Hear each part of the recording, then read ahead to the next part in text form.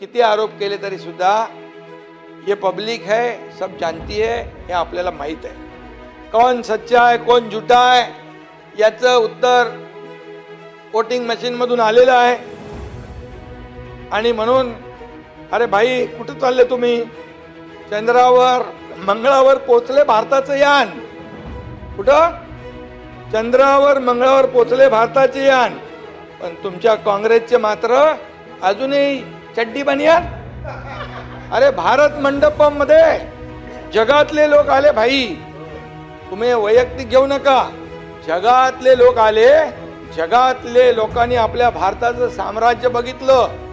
प्रधानमंत्री मोदींनी तिथं AI समिट ठेवली. जगभरातले लोक आले. अरे तिथे काँग्रेसवाले चड्डी बनियान गँग मध्ये घुसले.